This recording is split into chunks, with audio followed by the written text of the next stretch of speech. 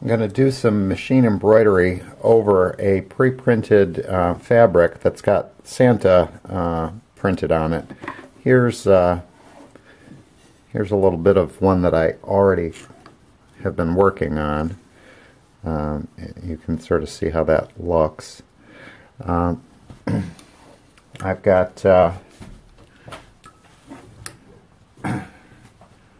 fabric really tight in the hoop, and I have embroidery thread.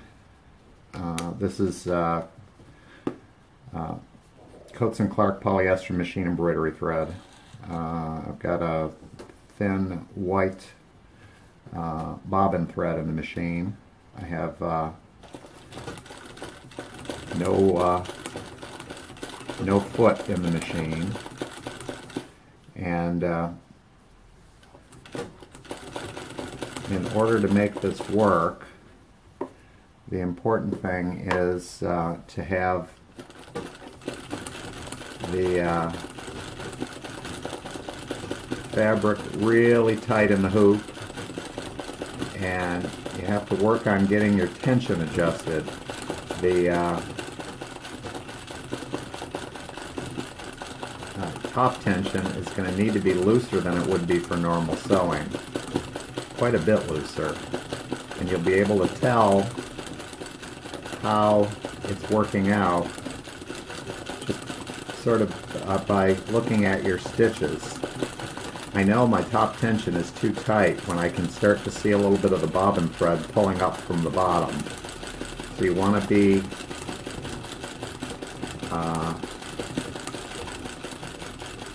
not afraid to adjust that tension setting. And I have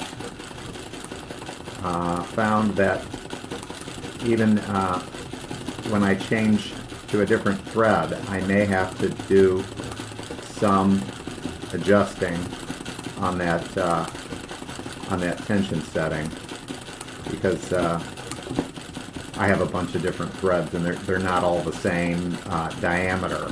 So if the thread is like a little bit thinner, you might need to tighten up the tension. If it's a little thicker, you might need to loosen it up some. The secret is keep the fabric tight, move your hoop, keep it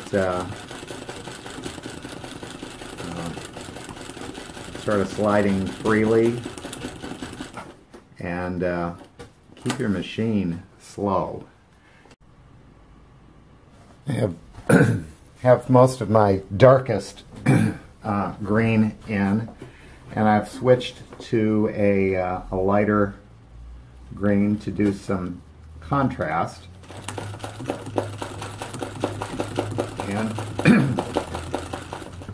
the contrasting thread is what's going to give you some depth and definition, and make the tree look more real.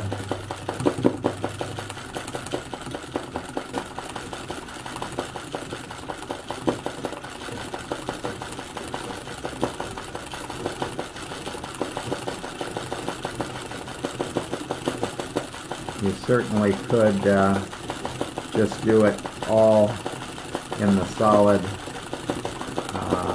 darkest color that I started with, but I think this adds to it and makes more dimension, gives it some more depth.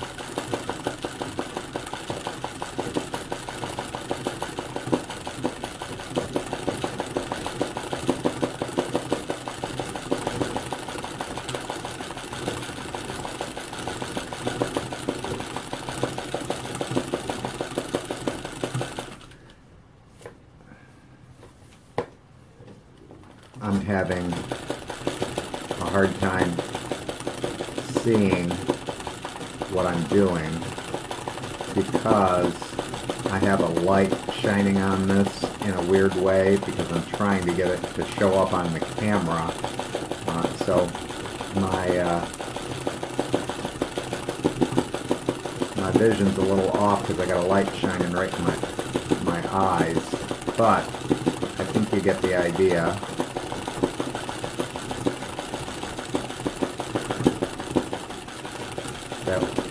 That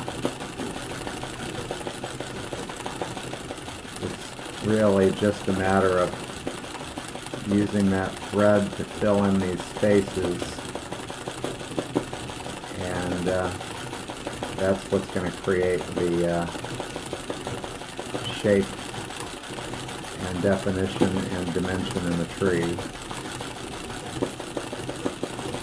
You may think that sewing over an existing design is really cheating, but I would say that's no more cheating than it is to use a pattern or to do a, let's say, do a cross-stitch pattern that somebody else has laid out all the stitches for you, or making a, well, anything that uses a pattern. It's really the same idea. You do have the leeway of changing the way it looks by using your own colors of thread, or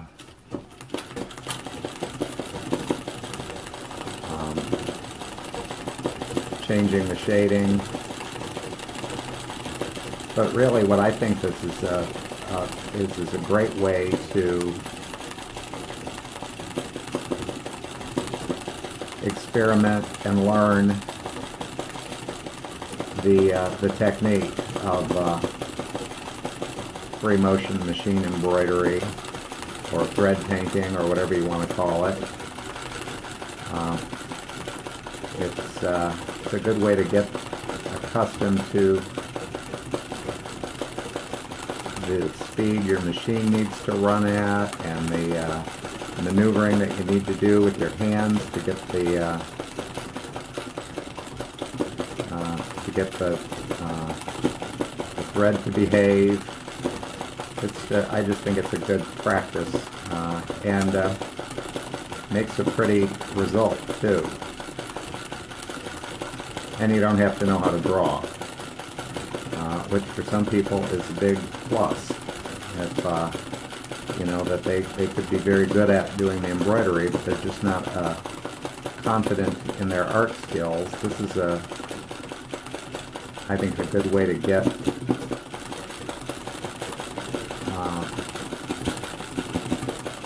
a pretty result without having to stress out over whether or not your drawing is good enough.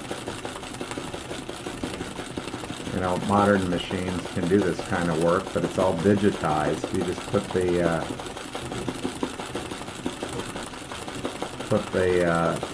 hoop in the machine, press the start button, and wait for it to tell you to change the thread.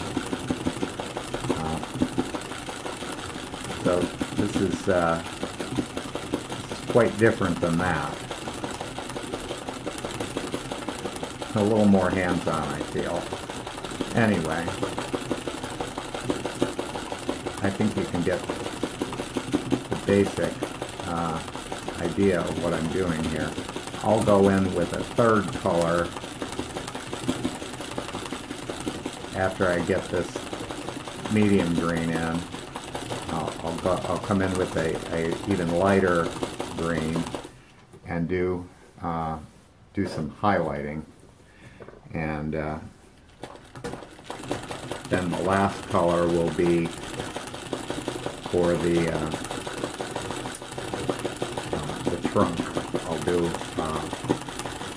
a little brown in the middle there to fill in that trunk area.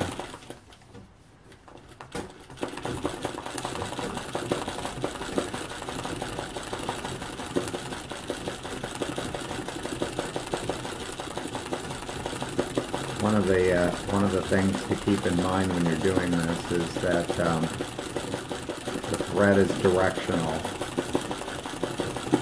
and you want to make your stitches go the direction that whatever the item is you're making is. So I'm trying to place my stitches in the direction that I want those that I want it to look like there's needles growing on this tree.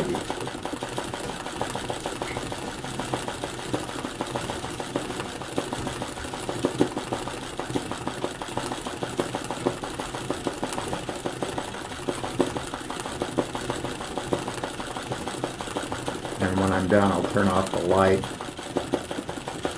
so I can see it better, and I'm sure I'll see places where I missed, and then I'll be able to come back and fill those in again with whatever color I need.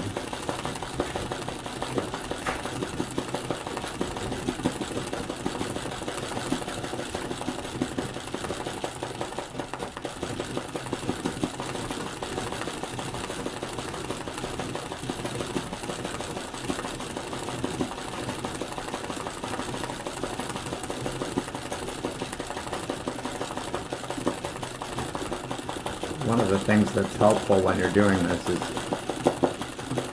at least for me, it works best if I keep my fingers really close to the needle, which scares a lot of people, but it keeps the fabric closer to the throat plate and keeps those stitches forming better. If I get my fingers too far away and I'm working in the center of the hoop, the fabric tends to bounce up and down a little bit, and that can cause skip stitching.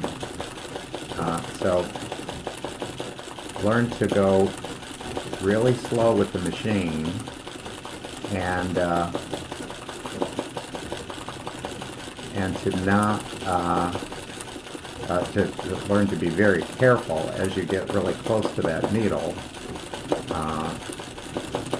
Respect, of course, that it's pretty sharp and could hurt your fingers, but if you're careful and work slowly, you won't sew your finger into the fabric.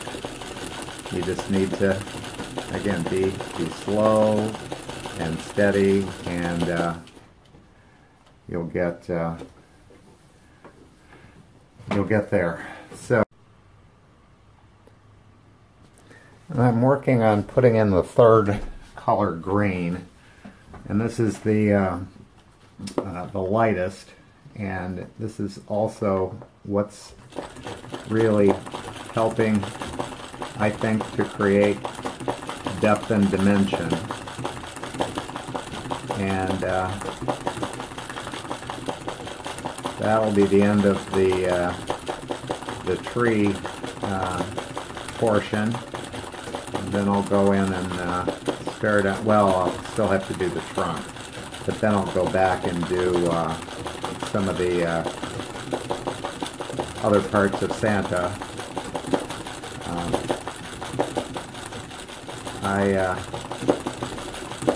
I think this will probably end up being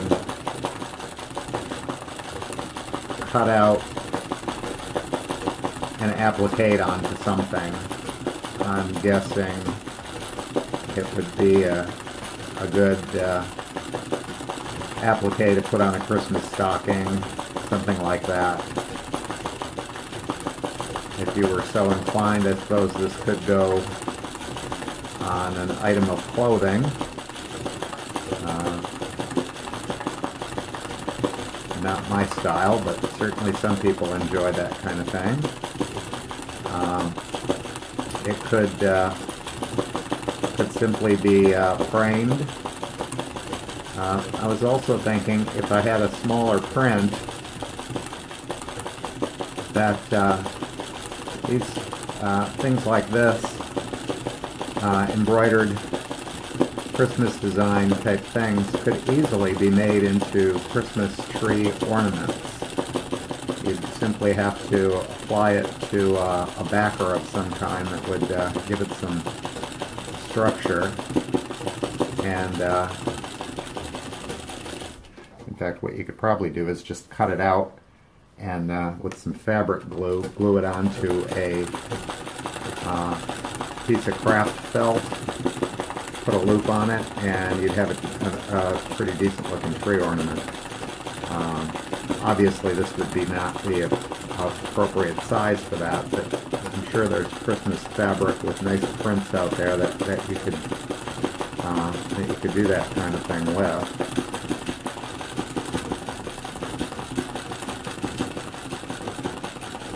So I think there's probably a lot of uses for it. Like I said, I haven't decided what use mine will have, but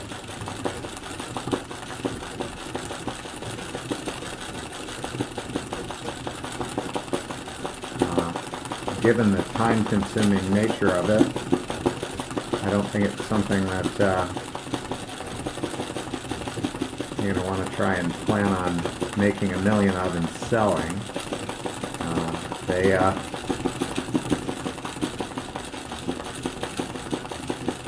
They'd have to go for $1 million. Well, not really. This tree's not that difficult. I'll probably have spent less than an hour on the tree when all is said and done, but still.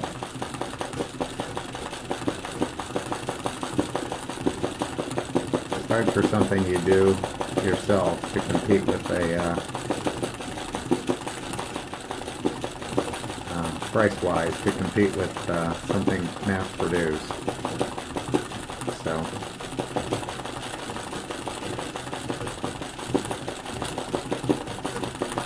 anyway, enough editorializing.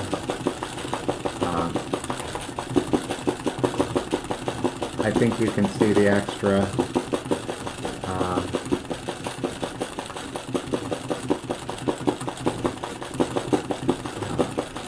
dimension and contrast that we get with the addition of the third color. It makes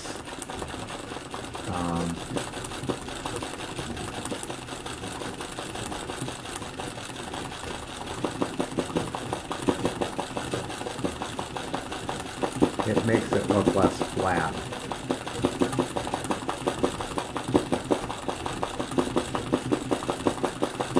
And it makes it look more customized too. I still have a spot down in here that I'm going to travel back to that needs a little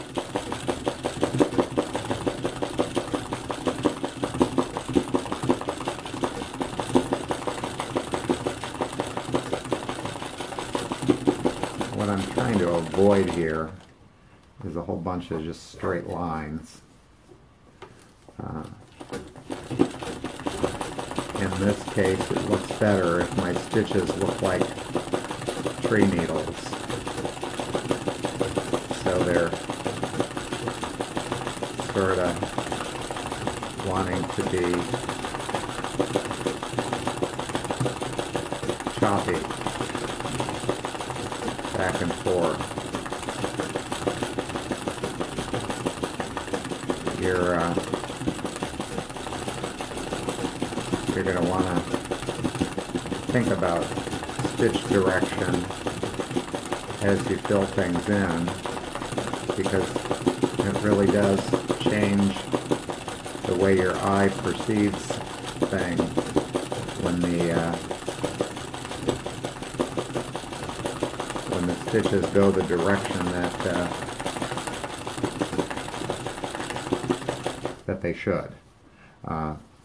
Tree needle pieces go in this kind of growing out from the center sort of way, and so if you stitch them in that way, you're going to have a better